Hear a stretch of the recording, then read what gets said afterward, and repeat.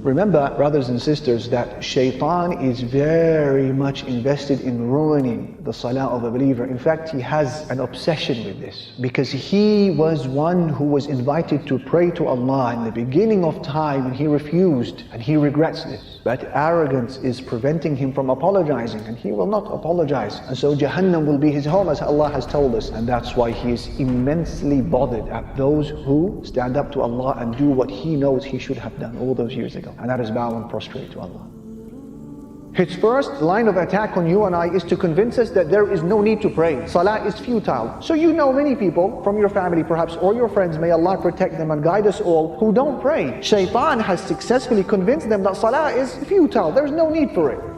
If, however, he fails in this endeavor and you crush those whisperings and you get into your salah, he doesn't give up. He goes for the second best line of attack, which is what? Delay your salah. And that is why a lot of people, they don't remember the last time they prayed Fajr when it was still dark outside. If and when they pray it, it's only when the sun is halfway up the sky. La hawla wa la quwwata illa billah. He will say delay it, snooze it. It's okay, you have time, combine it. If, however, you pray your salah on time, he will go for his third line of attack. He doesn't give up. And that is what? Al-waswasa, to whisper. He will stand next to you and he will remind you of things that you had completely forgotten about. And you will find that your mind has become such a problem-solving brain in salah, and remembering solutions to problems that have passed a long time ago, and you start recalling things that you had completely forgotten about. That is Shaytan. If he cannot stop you from praying, he will minimally detract from the reward by distracting. And that is why Imam Ibn al-Qayyim rahimahullah, he said in his book Talbisu Iblis, he said, when a person stands up to pray before Allah subhanahu wa ta'ala, Shaytan is overcome with a huge amount of jealousy, because you have just now stood in the greatest of all stations before Allah, and the nearest that you can be before Him, and it is the station that causes Shaytan most pain and most anger, and so he endeavors to ruin your standing before Allah subhanahu wa ta'ala. It bothers him. It reminds him of a traumatic past. It reminds him of his fate and future. It reminds him of his arrogance. This is the most transformational act that a Muslim can do in his life, to say Allahu Akbar and stand in salah. And so jealousy overcomes him, and he begins to try to remind you of things throughout the day to detract from your reward. And so you are to remember, my brother, my sister, that when you are now beginning your salah, imagine that your wage for that salah, figuratively speaking, has been placed in front of you. And you need to hold on for just 10 minutes or so during your salah. And if you manage to pray a salah with khushu', attentiveness and humility, you will pocket every penny of that wage. But be careful, you need to be on guard, you need to be vigilant, because there is a thief. Every time you get caught slipping, you get caught nodding off, you get caught looking around with your eyes or with your heart, Shaytan has stolen some of that wage. And that is why by the time you finish your salah, some people will pocket the full wage, some people will pocket only half the wage, some people will come back with a third, a quarter, and some people will go with no reward of the salah.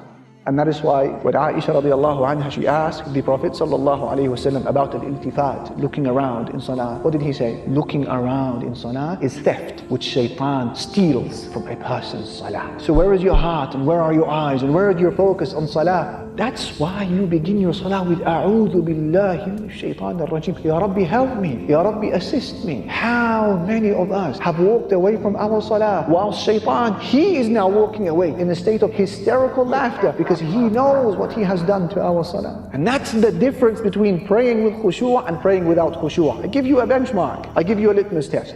A person who prays without khushu', he remembers in his or her salah the things that they had forgotten about before the salah. Whereas the one who prays with khushu', by the time they finish their prayer, they had forgotten about what they were doing before they started the salah. Allahu Akbar. And that is why Ibn al-Qayyim, he speaks about those who are affected so much with the whispering of Shaytan, and they don't fight him off, and they don't think about A'udhu billahi minash shaitanir rajim, I seek refuge in Allah from Shaytan. Ibn al-Qayyim, he said, this person comes into salah, and then he walks out of the salah carrying the same sins, the same burdens, the same crimes that he had walked into salah with. None of them were lifted and removed through the salah. He said, the people who benefit from salah, the people who have their sins erased, the people who have the lifting of their burdens are ones who pray salah with khushu'. They carry out its right, and they offer Allah Almighty an attentive heart. These are the people who experience a khiffah, a lightness during their salah, and they experience the lifting of a burden when they finish their prayer. He said, till people will hope, or till people will wish that they had not departed from their salah. Have you experienced that before? May Allah subhanahu wa ta'ala allow us to experience the essence of salah. This is why you begin your salah with A'udhu billahi minash shaytanir rajim. You're saying, Ya Rabbi, I can't do this on my own. Control him for me, oh Allah. I can't. Assist me. Keep him at bay. And that's what you do. When there is someone that you can't handle for whatever deficiency or weakness you have, you go to the owner. You go to the very top. You say, please restrain them. I can't take them out myself.